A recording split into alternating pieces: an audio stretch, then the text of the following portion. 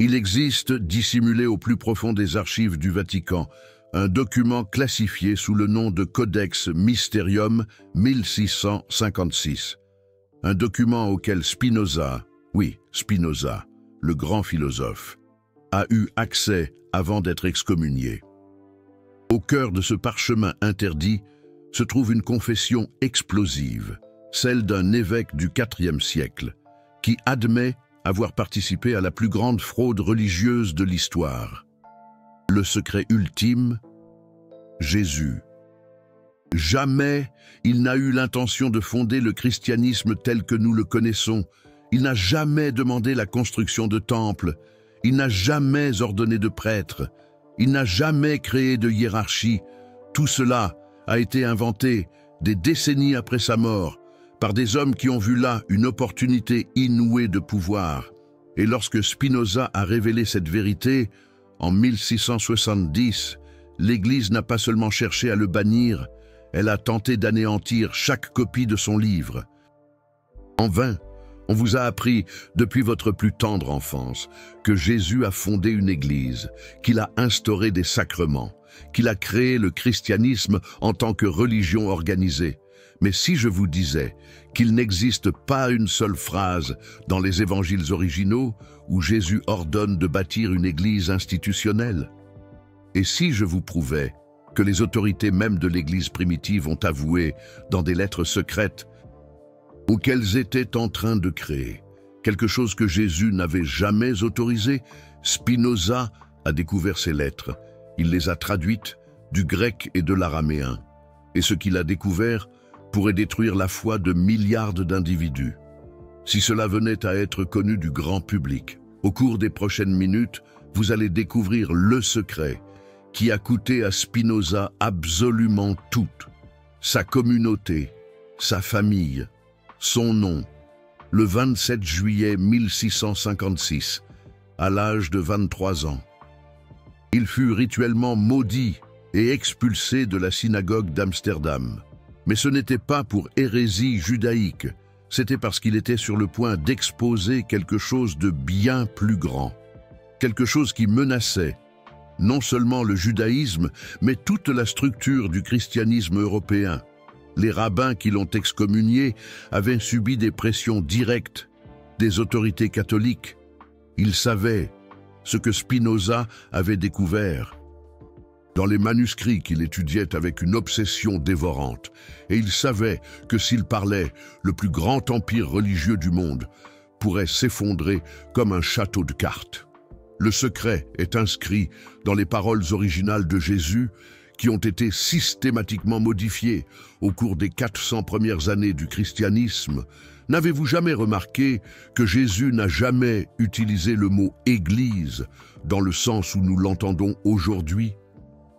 Le mot grec qu'il employait était « ecclésia », qui signifie simplement « assemblée » ou « réunion de personnes ».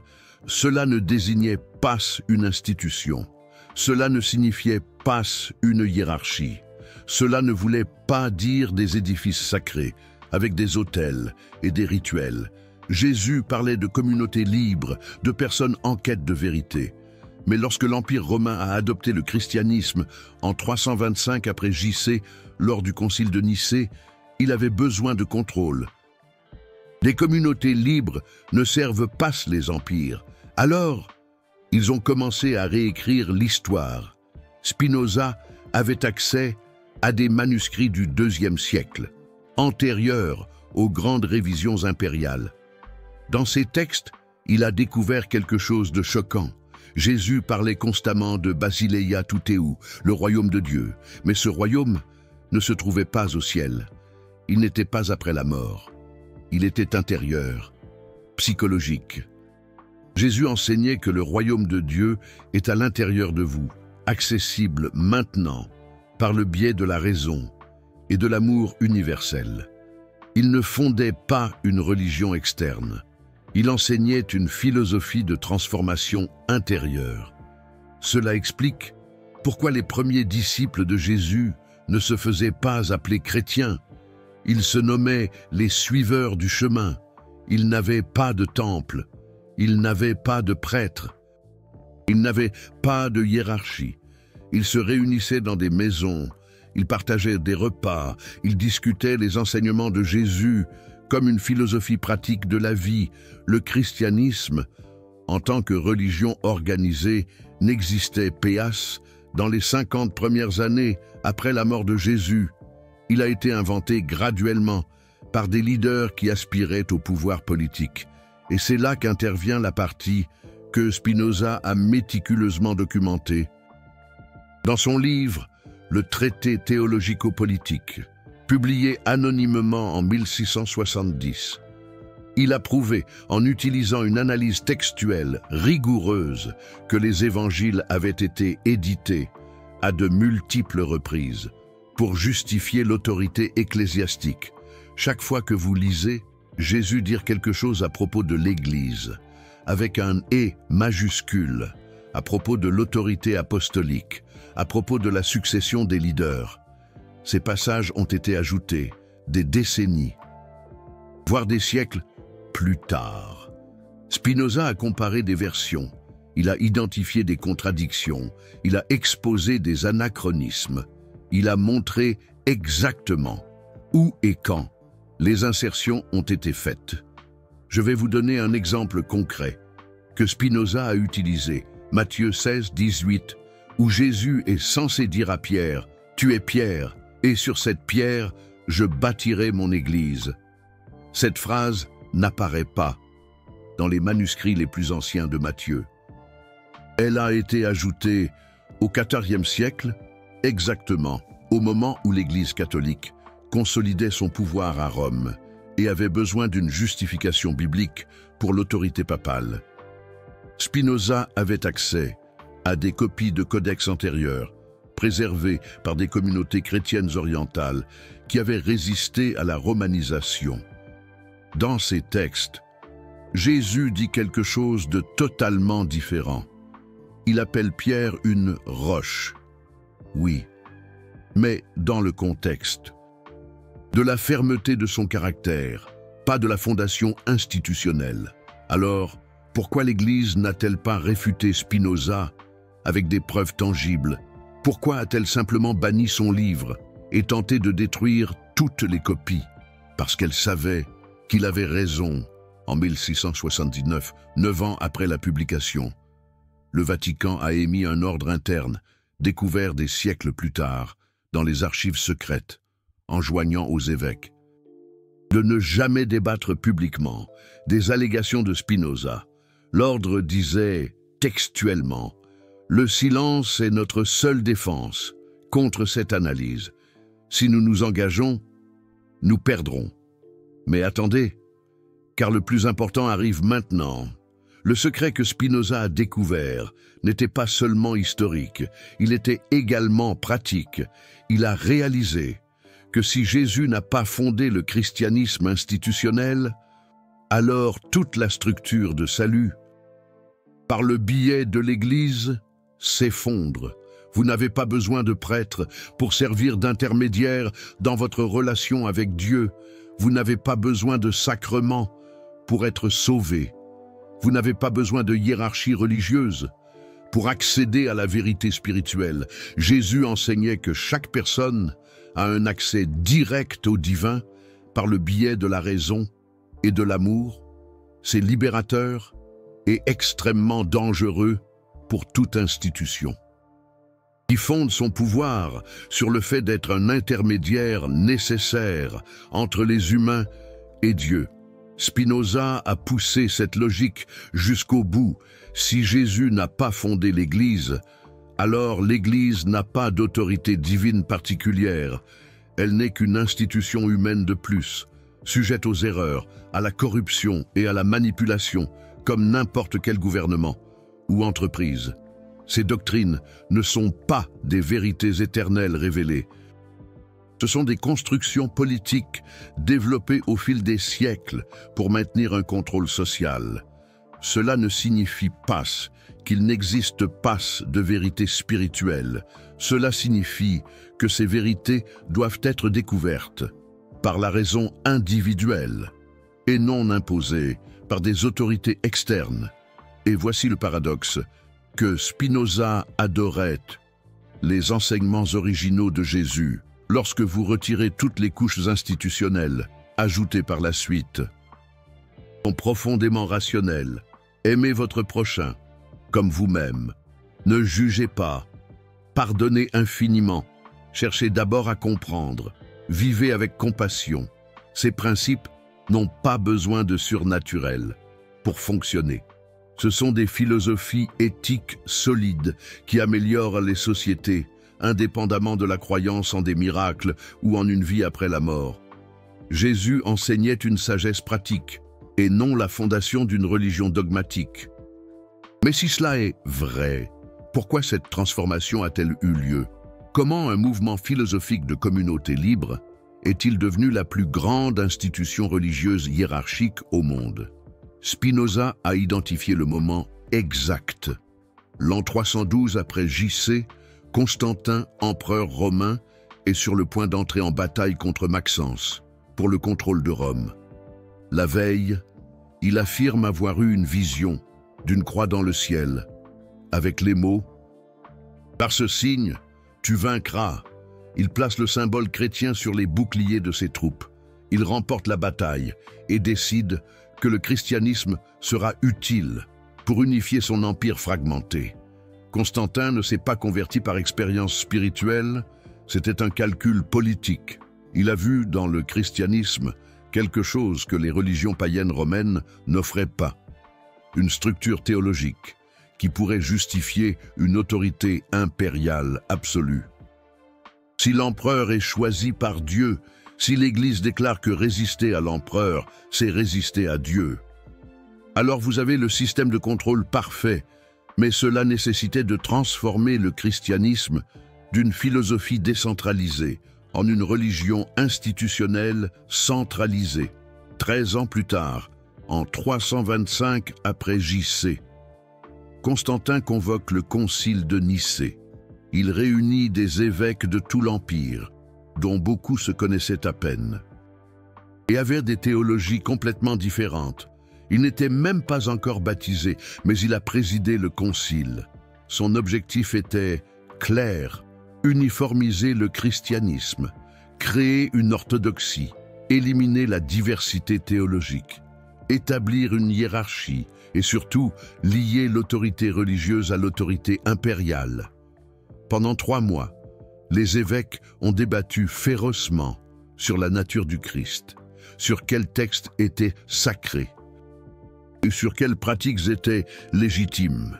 Mais les décisions finales n'étaient pas théologiques, elles étaient politiques.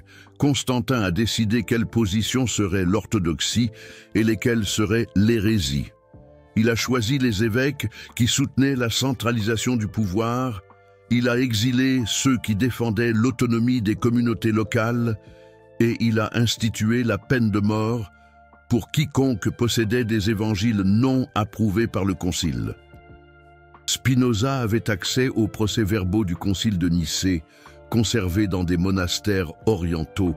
Il a lu les débats, il a vu les négociations politiques, il a identifié exactement quand et comment les décisions théologiques ont été influencées par des intérêts impériaux, et sa conclusion a été dévastatrice. Le christianisme, en tant que religion institutionnelle, n'a pas été fondé par Jésus. Il a été fondé par Constantin. Jésus était le philosophe. Constantin était le créateur de l'Église. 3 générations après Nicée, à la fin du IVe siècle, le processus était complet. Le christianisme avait une hiérarchie rigoureuse, avec l'évêque de Rome au sommet. Il avait des dogmes fixes, qui ne pouvaient être remis en question. Il avait des rituels obligatoires, que seuls les prêtres ordonnés pouvaient réaliser. Il avait une liste officielle d'écritures qui remplaçait la diversité des textes, qui circulaient dans les premières communautés. Et il avait le pouvoir de l'État pour persécuter quiconque enseignait quelque chose de différent. La philosophie de Jésus avait été transformée en une religion de contrôle. Mais pourquoi cela importe-t-il aujourd'hui? Pourquoi ce secret historique est-il pertinent pour votre vie maintenant?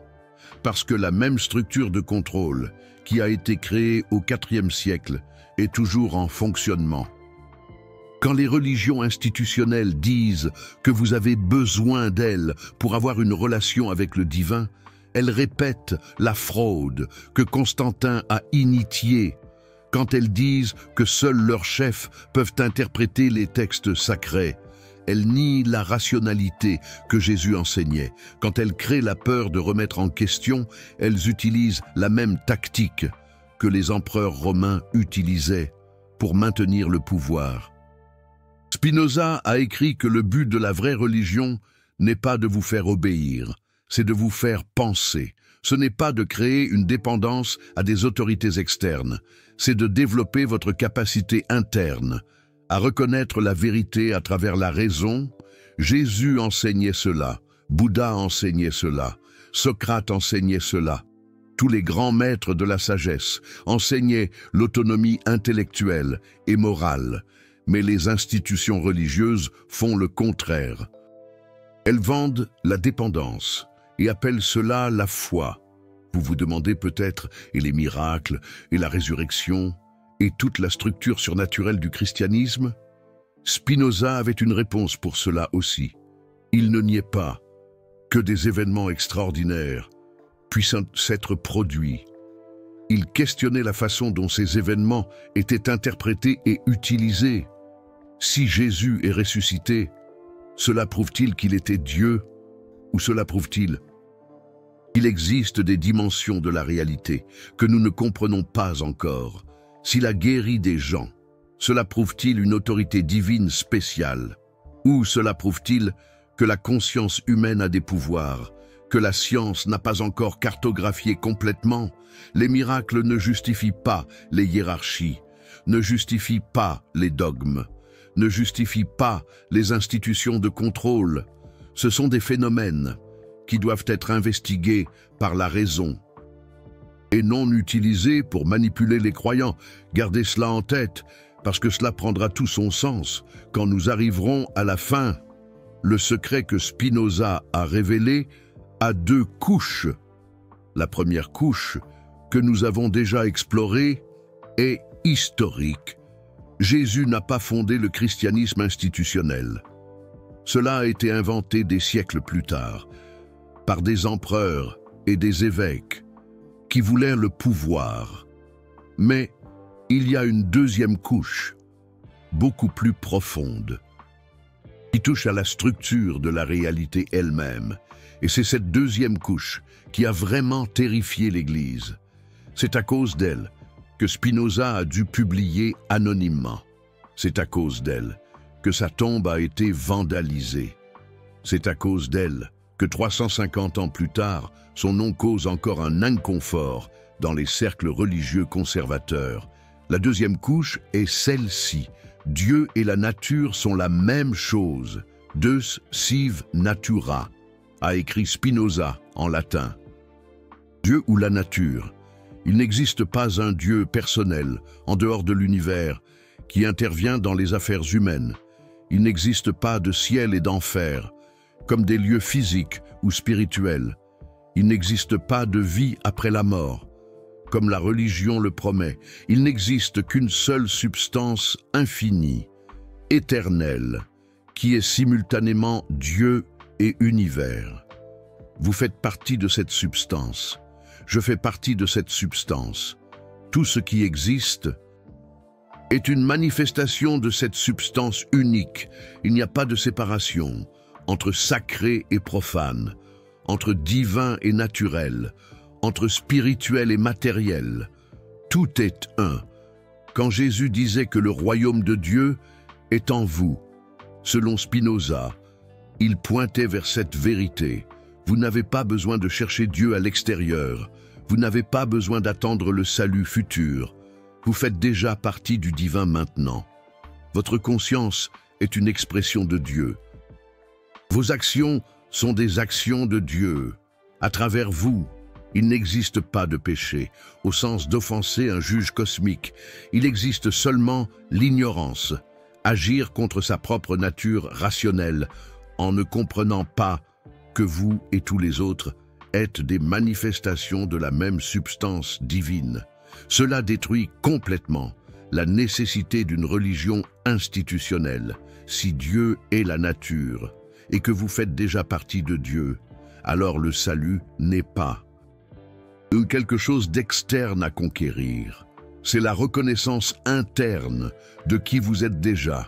Pas besoin de sacrement, pas besoin d'intermédiaire, pas besoin de dogme. Il suffit de la raison pour comprendre sa propre nature et de l'amour pour agir en accord avec elle. Jésus enseignait cela selon Spinoza. Mais l'Église a transformé cette philosophie de libération en un système de contrôle, basé sur la peur et la dépendance.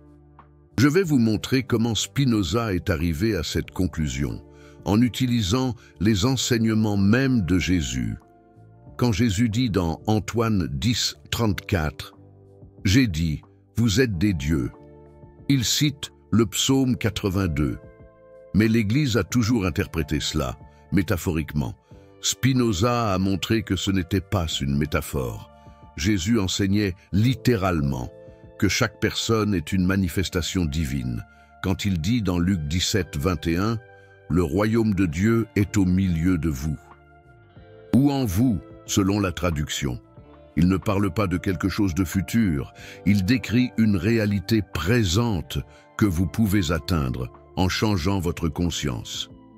L'Église ne pouvait pas accepter cela, parce que cela élimine son monopole sur le sacré. Si chaque personne est divine, si le royaume est accessible directement par la raison et par l'amour, alors à quoi sert le Vatican? À quoi servent les papes, les évêques, les sacrements, les pénitences, les indulgences?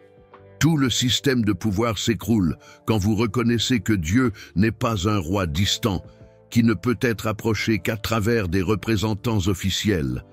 Dieu est la structure même de la réalité, dont vous n'avez jamais été séparés.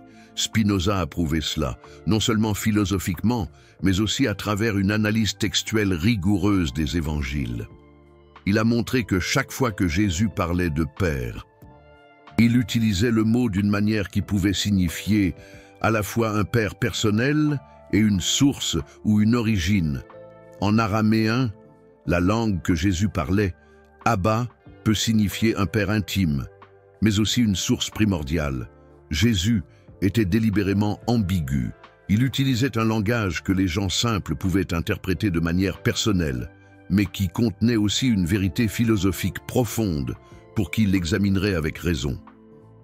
Et voici le tournant que Spinoza a utilisé pour exposer la fraude de l'Église. Si Dieu est nature, si tout ce qui existe est une manifestation de la substance divine, alors quand l'Église condamne les plaisirs naturels comme péché, elle condamne Dieu. Quand elle dit que le corps est inférieur à l'esprit, elle nie l'unité de Dieu. Quand elle crée des hiérarchies entre le sacré et le profane, entre les prêtres et les laïcs, entre les sauvés et les damnés, elle fragmente ce qui est intrinsèquement une. La structure même de la religion institutionnelle est une hérésie contre la vérité que Jésus enseignait. Spinoza est allé plus loin. Il a argumenté que le conatus, l'effort de chaque chose pour persévérer dans son être, est une manifestation du pouvoir divin. Vous voulez vivre, croître, prospérer? Ce n'est pas un égoïsme pécheur. C'est Dieu qui s'exprime à travers vous. Vous ressentez de la compassion pour les autres? Ce n'est pas une vertu qui vous fait mériter le ciel. C'est une reconnaissance intuitive que les autres sont des manifestations de la même substance divine que vous. L'éthique ne vient pas de commandements externes. Elle vient d'une compréhension rationnelle, de l'unité de tout. Laissez-moi vous montrer comment cela fonctionnait dans la pratique, dans les premières communautés chrétiennes, avant Constantin, avant Nicée, avant l'institutionnalisation. Spinoza a étudié des documents de la communauté de Jérusalem, dirigés par Antoine, le frère de Jésus. Ces documents, préservés en syriaque ancien, décrivent des réunions où il n'y avait pas de leader fixe. Chaque personne pouvait partager des idées, chaque personne pouvait interpréter les enseignements de Jésus. Il n'y avait pas de dogme fermé, il y avait un dialogue ouvert, Il n'y avait pas de hiérarchie de salut, il y avait une reconnaissance que tous avaient un accès égal au divin. Comparez cela avec l'Église qui a émergé 300 ans plus tard. Hiérarchie rigide, le pape au sommet, les évêques en dessous, les prêtres en dessous, les laïcs à la base. Seul le pape pouvait parler infailliblement de la doctrine.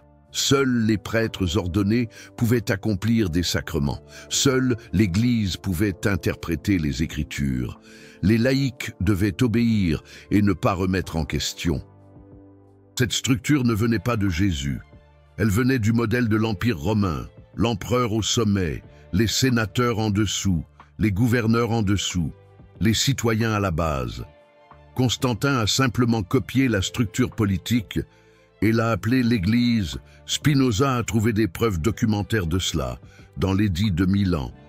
En l'an 313 après J.C., le document original, pas la version éditée qui circule aujourd'hui, contient des instructions de Constantin aux évêques sur la façon d'organiser la nouvelle religion officielle de l'Empire. Il dit littéralement: l'Église doit refléter la structure de l'État afin qu'elle puisse aider à la gouvernance. Les évêques seront équivalents aux gouverneurs provinciaux, les prêtres aux magistrats locaux. Et l'évêque de Rome, parce qu'il est dans la capitale, aura la primauté sur tous. Ce n'était pas une révélation divine. C'était de l'ingénierie politique, et voici le détail qui a le plus enragé l'Église. Quand Spinoza l'a exposé dans les manuscrits originaux des évangiles auxquels il a eu accès, spécifiquement une version de l'évangile d'Antoine, conservée dans un monastère copte en Égypte, il y a un passage qui a été complètement supprimé des versions officielles. Jésus dit aux disciples: « N'appelez personne sur terre Père, parce qu'un seul est votre Père, celui qui est en tous. N'établissez pas de hiérarchies entre vous, parce que vous êtes tous frères. Le plus grand parmi vous sera celui qui sert, pas celui qui gouverne. » Ce passage a été coupé parce qu'il contredisait directement la structure de l'Église qui était en construction. Si personne ne doit être appelé père spirituel, que fait le pape? S'il ne doit pas y avoir de hiérarchie, qu'est-ce qui justifie les évêques et les cardinaux? Si le leadership est un service et non un gouvernement, comment l'Église exerce-t-elle le pouvoir politique? La solution a été simple. Ils ont supprimé le passage des évangiles officiels et ils ont puni de mort ceux qui possédaient des versions alternatives. Spinoza avait cette version et il l'a publiée dans son livre. Maintenant, vous comprenez pourquoi ils ont essayé de détruire tout ce que Spinoza a écrit? Ce n'était pas une question de théologie abstraite. C'était une question de preuves concrètes, de falsification systématique. Ils ne spéculaient pas, ils montraient les documents, comparant les versions, exposant exactement où les modifications ont été faites, quand et pourquoi. Et chaque exposition démontrait que l'Église n'a pas préservé les enseignements de Jésus. L'Église les a manipulés pour servir des intérêts de pouvoir. Cela explique pourquoi l'Église a brûlé les livres de Spinoza, pourquoi elle l'a excommunié, pourquoi même aujourd'hui, de nombreux théologiens évitent de discuter de ces idées frontalement, parce que s'il a raison, si Jésus enseignait vraiment un panthéisme rationnel, si le christianisme authentique est une philosophie d'union avec la nature divine, alors 2000 ans d'histoire de l'Église sont fondés sur une falsification. Ce n'était pas une erreur honnête, c'était une appropriation délibérée d'enseignements de libération, transformés en outils de contrôle. Revenons au Codex Mysterium 6556 que j'ai mentionné au début. Le document auquel Spinoza a eu accès dans les archives du Vatican contenait la confession d'Eusèbe de Césarée, l'évêque qui a organisé le concile de Nicée pour Constantin. Eusèbe, dans une lettre privée à un autre évêque, écrivit « Nous savons que le Maître enseignait l'unité avec le divin, accessible à tous. Mais si nous permettons aux masses de croire qu'elles n'ont pas besoin de médiation, nous perdrons toute autorité. Par conséquent, nous préservons ces enseignements d'amour, mais ajoutons une structure de salut qui requiert notre Église. Cette lettre fut gardée secrète pendant des siècles.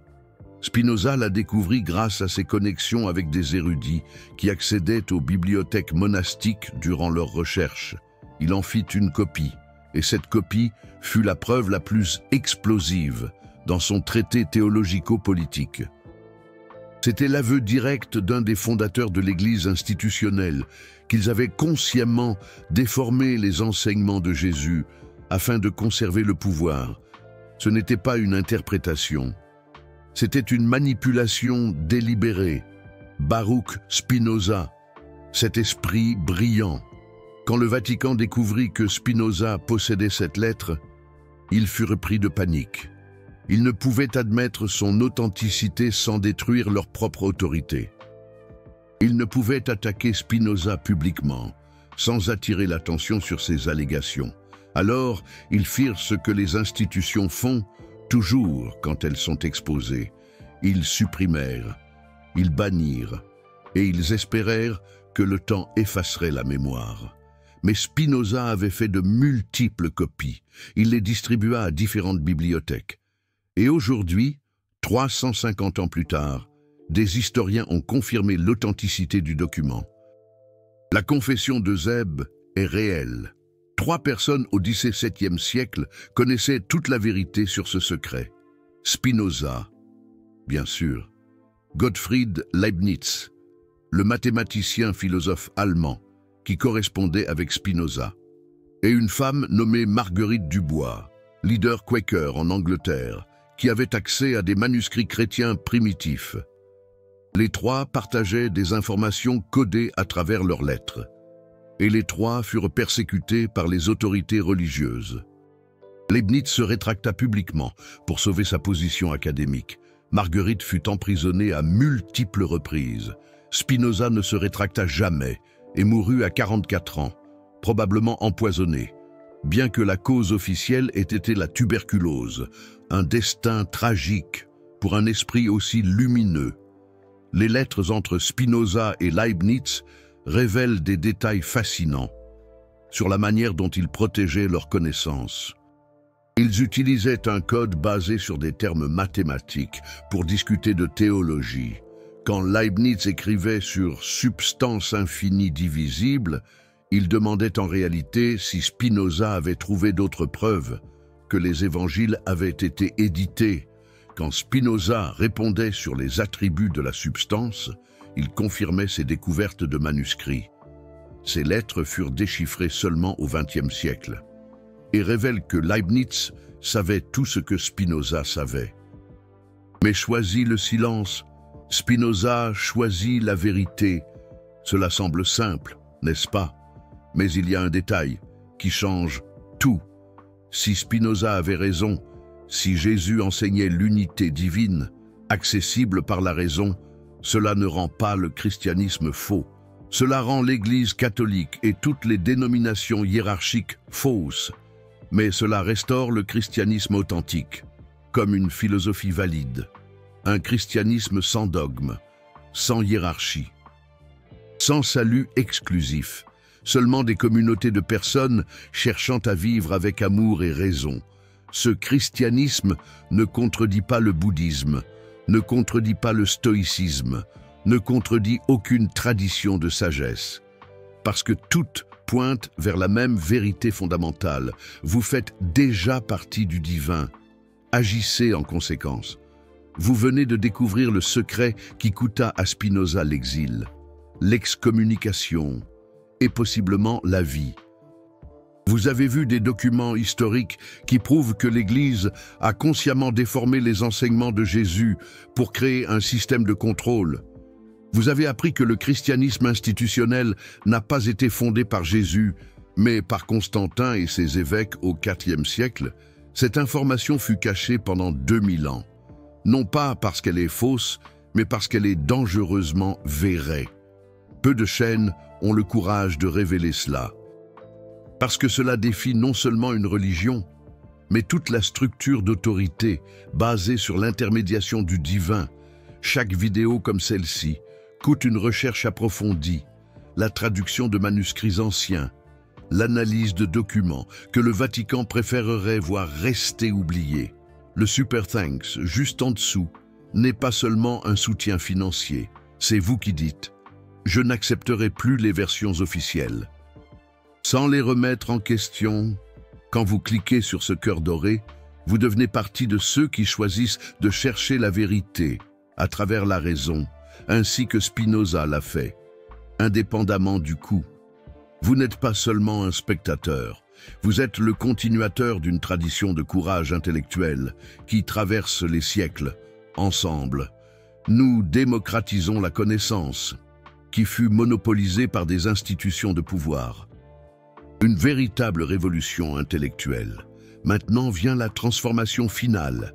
La question qui importe réellement n'est pas de savoir si l'Église a déformé Jésus. La question est, que allez-vous faire avec cette information? Vous pouvez l'ignorer, retourner au confort de croyances reçues, feindre de n'avoir pas vu les preuves. Beaucoup font cela. C'est psychologiquement plus facile. Ou vous pouvez faire ce que Spinoza a fait. Utilisez la raison comme guide, investiguez par vous-même. Ne croyez pas ce que je dis. Ne croyez pas les autorités religieuses. Croyez seulement ce que vous pouvez vérifier à travers des preuves et la logique. Soyez curieux, soyez libre. Si vous choisissez le second chemin, voici un exercice pratique que Spinoza recommandait. Prenez n'importe quelle croyance religieuse que vous avez. Demandez-vous, quelle preuve ai-je pour cela? Si la preuve est seulement l'autorité d'une institution, une écriture interprétée par cette institution ou une tradition maintenue par cette institution, alors suspendez temporairement cette croyance. Maintenant, demandez-vous, quelle serait une explication alternative qui ne requiert pas le surnaturel? S'il en existe une, et si cette explication est plus simple, plus cohérente avec ce que nous savons de la réalité, alors, une part le rasoir d'Occam. Il est plus probable qu'elle soit vraie. Vous allez découvrir quelque chose de libérateur. La plupart des croyances religieuses institutionnelles ne passent pas ce test. Mais les enseignements éthiques fondamentaux, ceux que Jésus a réellement enseignés, eux, le passent. Amour, compassion, justice, pardon, recherche de la vérité. Ces principes n'ont pas besoin de dogmes surnaturels. Ils fonctionnent parce qu'ils sont rationnels. Ils améliorent les vies, ils créent des sociétés meilleures. Et vous pouvez les pratiquer sans avoir besoin de croire en des vierges qui donnent naissance, en des morts qui ressuscitent, ou en des pains qui se multiplient miraculeusement. Spinoza appelait ce processus « connaissance adéquate ». Ce n'est pas une connaissance basée sur l'autorité, c'est une connaissance basée sur la compréhension directe. Quand vous comprenez, par la raison, pourquoi la compassion est meilleure que la cruauté, vous n'avez pas besoin qu'un livre sacré vous ordonne d'être compatissant. Vous choisissez la compassion parce que vous comprenez que c'est le chemin rationnel, c'est plus puissant qu'une obéissance forcée par la peur d'une punition divine. C'est un choix libre, basé sur la compréhension. Cela ne vous rend pas moins spirituel, cela vous rend plus honnête. Spinoza était profondément spirituel. Il passait des heures en contemplation sur la nature de Dieu. Mais son Dieu était le Dieu de la nature, infini, éternel, compréhensible par la raison, pas le Dieu des prêtres, limité, arbitraire, accessible seulement à travers des rituels contrôlés. Soyez comme Spinoza, cherchez la vérité avec raison et courage. Quel Dieu est le plus grand? Celui qui se laisse enfermer dans les dogmes d'une institution, ou celui qui est identique à la totalité de ce qui existe? Quand Jésus levait les yeux au ciel et disait « Père », selon Spinoza, il ne s'adressait pas à une personne. Il reconnaissait la source de toute chose. Quand il guérissait les gens, il ne faisait pas de magie surnaturelle. Il démontrait la puissance de la conscience humaine quand elle est alignée avec sa nature divine. Quand il enseignait des paraboles sur le royaume de Dieu, il ne décrivait pas un lieu futur, mais un état d'être présent, accessible grâce à une transformation de la conscience. Tout cela est compréhensible rationnellement, tout cela est praticable sans religion institutionnelle. Et voici le signe que cette interprétation est vraie. Elle ne crée pas de division. Le christianisme institutionnel a divisé le monde entre sauvés et damnés, croyants et hérétiques, notre religion et les fausses religions. Il a engendré des guerres, des inquisitions, des persécutions.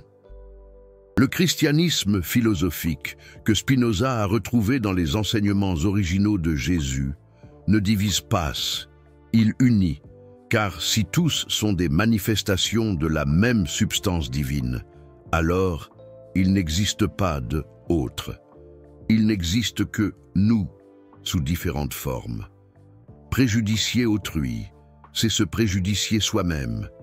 Aimer autrui, c'est reconnaître sa propre nature divine reflétée. Si vous sentez que cela résonne plus profondément que les dogmes qu'on vous a enseignés, vous n'êtes pas un hérétique, vous êtes honnête. Et l'honnêteté, selon Spinoza, est le premier pas vers la béatitude. Pas la béatitude comme un bonheur superficiel, mais la béatitude comme une joie profonde, qui vient de vivre aligné avec la vérité, de comprendre rationnellement votre nature, d'agir avec amour parce que vous comprenez que l'amour n'est pas un sentiment romantique, mais une reconnaissance pratique de l'unité de toutes choses. Vous pouvez commencer aujourd'hui. Vous n'avez pas besoin de quitter votre religion si elle vous sert, mais commencez à questionner, commencez à investiguer. Quand un chef religieux vous dit que vous avez besoin de lui pour avoir une relation avec Dieu, demandez « Pourquoi ?» Quand une doctrine dit que vous êtes né pécheur et que vous avez besoin d'un salut externe, demandez « Quelle preuve ?» Quand une institution dit qu'elle seule détient la vérité et que toutes les autres se trompent, demandez « Comment le savent-ils ?»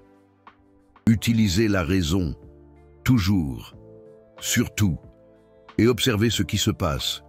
Vous allez découvrir que la peur diminue, la culpabilité diminue, la dépendance aux autorités externes diminue, et à leur place, croît quelque chose qu'aucune institution ne peut donner, l'autonomie.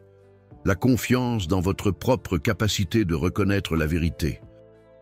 La responsabilité de vos propres choix, la connexion directe avec le divin que vous avez toujours été, mais qu'on vous a enseigné à oublier. C'est ça la liberté réelle, c'est ce que Spinoza a offert. C'est ce que Jésus enseignait avant que l'Église ne transforme ses enseignements en Chine. Maintenant, commentez ici en dessous. Croyez-vous que Jésus a fondé l'Église catholique ou que c'était une création politique de Constantin? Équipe Jésus philosophe. Ou équipe Jésus fondateur de religion?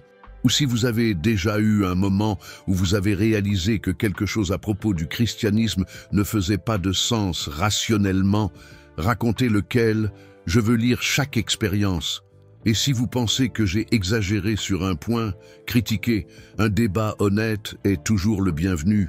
La vérité ne craint pas l'investigation.